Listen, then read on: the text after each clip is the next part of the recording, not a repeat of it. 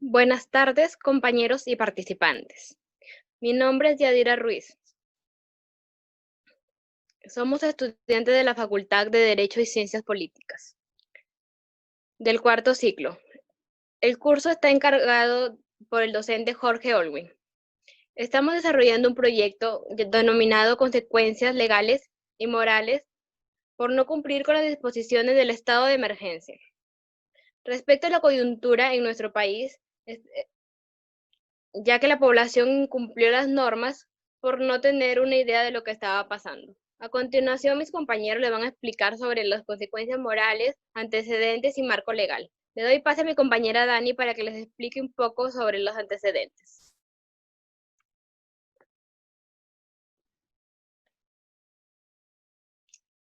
Muy buenas tardes, compañeros y participantes. Mi nombre es Dani Vanessa Palacios Vázquez. Antes de profundizar más en el tema, primero vamos a hablar acerca de los antecedentes del coronavirus antes de que llegara a nuestro país. Como ya es de conocimiento, a fines del año 2019, en el continente asiático, precisamente en China, en una ciudad denominada Wuhan, se dio a conocer la existencia de este virus llamado coronavirus. Este virus de manera muy rápida se extendió en otros continentes, como el continente europeo, donde causó gran alarma a la población. Entre ellos tenemos a los países más afectados, como lo es Italia y España, donde a diario reportaban gran número de víctimas. Luego de esto, este virus se extendió a América del Norte. Sin embargo, aún en nuestro país, aún desarrollábamos nuestra vida con tranquilidad, pues no, incluso decíamos que este virus, al encontrarse tan lejos, no podía llegar a contagiarnos. Por ello, nadie tomaba ninguna precaución alguna. Y tampoco nos imaginábamos lo que estaba a punto de suceder, que nos cambiaría la vida por completo. Luego, el 6 de marzo del 2020, se dio la noticia del primer paciente cero. Sin embargo, esta noticia no tuvo relevancia ni se le dio la importancia necesaria, a pesar de que ya teníamos conocimiento por medios de comunicación que en el continente asiático se reportaba gran pérdida de vidas humanas como consecuencia del COVID-19. Pero los peruanos hasta ese entonces aún seguíamos con nuestra vida normal. Pero eso ya no fue por mucho tiempo, porque con el pasar de los días, los contagios iban en ascenso de una forma incontrolada, de una forma monstruosa. Es ahí donde empieza la situación a salirse de control, a salirse ya de las manos de nosotros mismos, por lo cual el Estado como órgano principal, representado por el presidente Martín Vizcarra, optó por formular disposiciones normativas que coayudaran a preservar y a mantener la salud de los peruanos. Por ello que el 16 de marzo del 2020, mediante un decreto supremo 044, el Perú es declarado en estado de emergencia sanitaria y también con inmovilización social obligatoria, todo con la finalidad de salvaguardar la salud. Desde ese momento, casi a diario, hemos presenciado el mensaje a la nación por parte del presidente, donde nos informaba cómo estaba actuando ante esta coyuntura sanitaria. Cabe mencionar que el presidente de la República en todo momento priorizó la salud de los peruanos, tanto así que se paralizó el sistema económico, más o menos por un lapsus de dos meses. A continuación le doy pase a mi compañera Dina, que le seguirá hablando sobre el tema. Buenas tardes a los participantes y a los integrantes. El marco legal, el gobierno decretó varios decretos supremos. En la principal voy a hablar sobre dos, que es el decreto supremo 044-2020-PCM, en donde daba a conocer que se iniciaba el estado de emergencia para así salvaguardar la salud de todos los peruanos. Este decreto supremo nos permitió que toda la población a nivel nacional se mantenga en cuarentena. Diapositiva. Ya, como primer punto se dio el cierre de fronteras, El acceso a los servicios públicos y bienes y servicios esenciales se vieron también. La suspensión del ejercicio de los derechos constitucionales. Es aquí donde se da una limitación del ejercicio al derecho a la libertad fundamentalmente. Las medidas para el aseguramiento del suministro de bienes, y servicios necesarios para una protección de la salud pública. Luego, se fueron dando diferentes decretos. Ahora iré a pasar al decreto supremo 116. Aquí en este decreto supremo 116 se vieron siguiendo ciertas medidas que todavía aún se mantienen, como es la limitación del ejercicio del derecho a la libertad de tránsito de las personas. Se da a conocer también lo que es la cuarentena focalizada, en donde los niños menores de 14 años y los adultos mayores de 65 años aún siguen en cuarentena, aún siguen ellos estando resguardados. La promoción y vigilancia de las prácticas saludables y las actividades necesarias para afrontar la emergencia sanitaria también fue uno de los puntos importantes que estuvo dentro de este decreto supremo. El cierre temporal de fronteras aún sigue vigente, eso aún se mantiene. La intervención de nuestra Policía Nacional juntamente con nuestras Fuerzas Armadas aún todavía se sigue viniendo dando esa medida. Esa medida no cambia.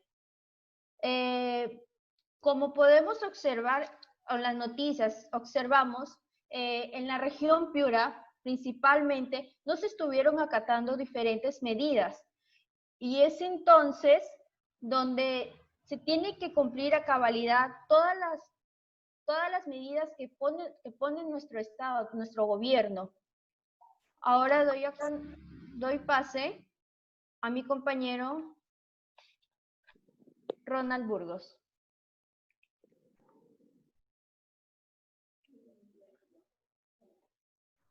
Buenas tardes, queridos participantes. Buenas tardes, compañeros. El tema que me ha tocado exponer el día de hoy son consecuencias morales. Para empezar a explicar este tema, les daré un pequeño concepto de lo que es la moral. La moral es el conjunto de normas, valores y creencias existentes, aceptadas en una sociedad que sirven de modelo de conducta y valoración para establecer lo que está bien o está mal como personas. Bueno, ahora basándome en el proyecto que está realizando mi grupo, puedo decir que de lo cual puedo exponer y analizar respecto a la situación actual que durante el estado de emergencia y emergencia sanitaria ocasionada esta pandemia llamada el COVID-19, donde la moral de nosotros ha sido, por decirlo de una manera, alterada, ya que como ciudadanos nos ha hecho ver ante los demás como personas irresponsables, injustas y hasta se puede decir antipatriotas. Durante las medidas establecidas por el Estado, podemos decir que muchos de nosotros no hemos cumplido con estas normas obligatorias. Por ejemplo, durante el periodo de aislamiento social, donde ninguna persona debería de estar fuera de casa, muchos hicieron caso omiso. Sin embargo, incluso en horas de toque de queda, muchos ciudadanos fueron encontrados bebiendo licor, realizando reuniones, se organizaban pequeño grupo de personas en lugares pequeños donde no contaban con las medidas de protección y no cumplían las medidas de emergencia sanitaria. Por ejemplo, aquí en Piura, el gobierno declaró nuestra ciudad como la segunda ciudad más infectada dentro de la pandemia, tomando así medidas mucho más drásticas, especialmente en Piura. Otro punto que les hago recordar es el tema de las compras de medicinas e insumos para el sector salud y una serie de ventiladores mecánicos, donde nuestras autoridades o funcionarios públicos sobrevaloraban los precios de estas compras. Bueno, al sobrevalorar el precio de estas compras, afectaban a los ciudadanos, porque el dinero que ellos cogían al sobrevalorar estas compras ha podido servir para ayudar a mucha gente que ya se ha visto que no tenía ni siquiera para llevarse un pan diario a su casa, para poder alimentar a sus hijos, a toda la familia. Bueno, otro es el caso de las personas que decían que por culpa del Estado se iban a morir de hambre, no tenían para comer y que el Estado tenía que dejarlos salir a las calles para que vuelvan a hacer su vida normal. Quizás estas personas tuvieron ese concepto muy equivocado, no teniendo en cuenta que al volver a salir a las calles, iban a provocar que esta pandemia se propague de una manera tan monstruosa y estas muertes que se daban sigan aumentando. Es así tanto el caso de Piura, que como la segunda ciudad más afectada, se tuvieron que hacer una serie de pequeños campamentos para ayudar a las personas con COVID.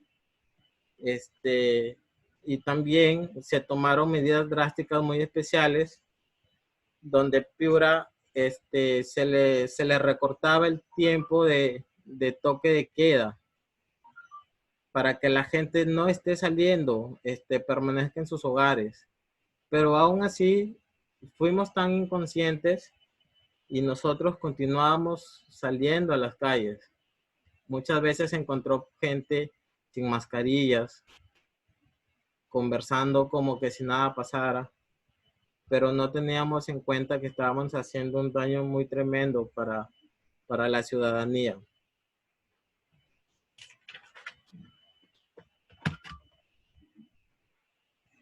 Ahora, en el caso de los gobiernos regionales, me voy a basar en el punto de los que son las canastas que entregó el gobierno regional, que muchas de ellas no fueron entregadas, y en otros casos que sí se entregaron canastas, y en esas canastas que sí fueron entregadas, muchos productos venían vencidos. ¿A qué quiero llegar con esto?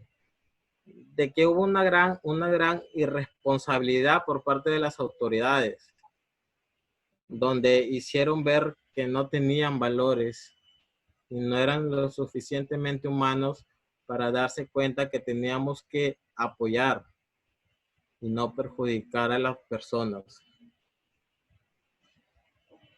Yo, desde mi punto de vista, yo agradezco a todas esas personas que acataron las normas que dio el Estado, pero también a las personas que no hicieron caso omiso a eso, quiero darles a entender que reflexionen, que se den cuenta que no solamente hay que pensar en uno mismo, hay que pensar en los demás. Hay que recordar que hay niños, hay personas mayores de 60, 70 años, a los cuales les afecta de una manera mucho más rápida esta pandemia. A continuación, le quiero dar pase a mi compañera Yajaira. para que continúe con la exposición. Gracias. Buenas tardes con todos los participantes. Se dirige ante ustedes Yajaira Yarlique. En esta oportunidad yo voy a hablar acerca de las consecuencias legales por no acatar las disposiciones del Estado. Bien, voy a hacer referencia a algunos de los delitos que con mayor frecuencia son cometidos por los ciudadanos. Entre ellos tengo el delito de violación de medidas de seguridad. Si bien es cierto, este de ilícito penal presupone como su mismo nombre lo dice, violación de medidas sanitarias. Eso quiere decir, el Estado ha puesto ciertas medidas para que este virus no se siga propagando. Entonces, al incumplirlas, hacer caso omiso, requiere de una pena privativa de libertad no menor de 6 meses ni mayor a 3 años. Posterior, otro delito muy recurrido es el delito de resistencia o desobediencia a la autoridad. Tú vas caminando, transitando por la calle o en tu automóvil o cualquier vehículo automotor y de repente te da un alto un efectivo policial o un miembro de las Fuerzas Armadas. Sin embargo, tú desobedeces o resistes a acatar ese mandato que ha dado. Entonces estás incurriendo en el delito de resistencia o desobediencia a la autoridad, cuya pena privativa de libertad es no menor de 3 ni mayor a 6 años. Otro delito es el de atentado contra la seguridad e higiene en el trabajo. Si bien es cierto, en la actualidad se han establecido protocolos en el que los empleadores deben poner en práctica, dado que si no los obedecen, podrían atentar contra la salud de sus mismos trabajadores y las demás personas. Entonces, esta pena que se aplicaría sería no menor de 1 ni mayor a 4 años. Y también el delito de trabajo forzoso. Por ejemplo, supongamos que tiene la enfermedad del COVID-19. Entonces, y tu empleador te obliga a ir a trabajar porque de una u otra manera necesita ingresos, te está forzando a trabajar. Entonces, este empleador va a tener una pena privativa de libertad no menor de 6 ni mayor a 12 años. Y finalmente hago mención del delito de propagación de enfermedades peligrosas o contagiosas, que igualmente está tipificado en el Código Penal, en donde tú, una persona que sabe la enfermedad que tiene, que en este caso es el COVID-19, y a pesar de ello, anda por la calle, caminando, transitando, haciendo su vida normal, va a tener una pena privativa de libertad no menor de 3 ni mayor de 10 años. Claramente es algo cuestionable esto, ¿no? Porque una persona que está infectada, que vaya a la cárcel, no tiene coherencia, pero las leyes son así. Y si se agrava cuando esta persona, sabiendo de su enfermedad, contagia a otra, la pena aumenta, es no menor de 10 ni mayor a 20 años. Luego tenemos de que los ciudadanos a veces somos víctimas de las detenciones arbitrarias. Si bien es cierto, hay policías de que son muy pegados a la ley, por así decirlo.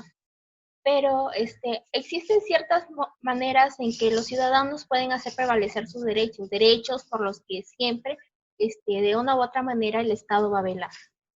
Una de estas recomendaciones sería interponer un habeas corpus. ¿Qué es un habeas corpus? Un habeas corpus es una institución jurídica que obliga a toda persona detenida que se le presente un plazo preventivo, es decir, se le establece un determinado tiempo, por decir 24 horas, 48 horas, sin embargo sigue retenido. Entonces, presentas un habeas corpus y automáticamente, incluso en el estado de emergencia, el agente debe ser legal, razonable y proporcional al brindarte los beneficios necesarios. Luego sería acudir a la Fiscalía de Prevención del Delito para evitar el cierre de un servicio básico o esencial o la afectación arbitraria de garantías constitucionales. En este caso, el abuso de autoridad sería cuando, por ejemplo, un establecimiento está atendiendo con total normalidad y llega de repente un efectivo policial y lo cierran sin tener alguna autorización, porque no están haciendo nada grave, simplemente están atendiendo. Por ejemplo, si es el caso de que venden alimentos de primera necesidad, sería algo ilógico que lo cierren, entonces estarían abusando de su autoridad, y eso está tipificado en el Código Penal, cuya pena es no mayor a 3 años. Y finalmente sería denunciar ante la inspectoría al efectivo policial que ha realizado este ejercicio arbitrario de sus facultades. Eso quiere decir que Inspectoría se va a encargar de fiscalizar y evaluar la correcta aplicación y observancia de las leyes, que en este caso el policía de manera abusiva es aplicado. A continuación le doy pase a mi compañera Carmen Chunga Guzmán para que siga con la exposición. Bien, chicos, como dijo mi compañera, mi nombre es Carmen y el día de hoy soy yo la quien les va a dar las conclusiones de lo que anteriormente han explicado mis compañeros. La primera conclusión a la que hemos llegado es que en el ámbito general, nuestro gobierno no ha sabido llegar a toda la población para concientizarnos, de tal manera que podamos comprender las consecuencias legales que traía el no cumplir las disposiciones dadas por el presidente y sobre todo las consecuencias que trae Se para escucha nuestra muy sociedad. bajo. Ahora bien, como segunda conclusión es que en lo que refiere a la salud, nuestros hospitales no se encontraban aptos para cubrir las necesidades básicas que la población requería, sobre todo la situación que el país estaba viviendo. Y muchos de estos factores no cubrían con las condiciones como para atender. Ahora, como tercera y última conclusión, decimos que esta pandemia ha afectado en todos los ámbitos de nuestro país y algunos de estos no tomaron las medidas necesarias. Es por ello que, a nivel social, somos nosotros quienes debemos de tomar las debidas precauciones, ya que nuestra salud no es un juego. Ahora bien, le doy pase a mi compañero Kevin, quien les va a dar algunas recomendaciones. Hola, sí, muy buenas tardes, compañeros, en especial a los participantes y antemano agradecerles por estar aquí presentes en esta charla. Mi nombre es Kevin Farfán y en esta oportunidad yo les voy a hablar sobre las recomendaciones. Recomendaciones que ya ustedes hayan escuchado, recomendaciones muy simples, muy básicas y a la vez muy populares, como el de saludar con el codo, lavarse las manos correctamente y muy bien, utilizar el tapabocas y estar a una distancia de 2 metros. Pero yo como estudiante de Derecho le voy a hablar sobre las recomendaciones de respetar las normas emitidas por nuestro actual presidente Martín Alberto Vizcarra Cornejo, mediante decretos. Y en especial este decreto que nosotros estamos exponiendo, el Decreto Supremo 044/2020. Estas normas han sido impuestas en todo el territorio nacional. Estas normas no son una contraparte para la realización de las actividades que normalmente nosotros hemos estado realizando mucho antes de que se sucediera esta crisis sanitaria. Normas que protegen la integridad y la salud física de las personas que están expuestas ante este contagio, así como también de las personas que están en plena lucha ante esta crisis sanitaria. Como segunda recomendación, tenemos el respeto mutuo, hacer el bien común, fortalecer y desarrollar la subsidiariedad. Yo me refiero con otros argumentos que son valores muy importantes y muy fundamentales que nacen dentro del hogar, así como también de las escuelas. Lo que sucedió al inicio de esta crisis sanitaria, de problemas de subir los precios, los valores de los productos o de los medicamentos que se venden en la farmacia. Estas personas actuaron con total irresponsabilidad, se aprovecharon de la situación, más bien de hacer, de mantener el precio o reducirlo, hicieron todo lo contrario, por aprovecharon de la situación. Entonces, como recomendación, punto número 3, como ustedes ya hayan escuchado, la típica pregunta de qué sucederá después que acabe esta pandemia, o qué sucederá, o qué ha estado pasando mucho antes de que se diera esta situación de la crisis sanitaria. Bien, amigos, como aquí, como todos los presentes están aquí, tenemos la capacidad de ejercicio, así como también la de goce.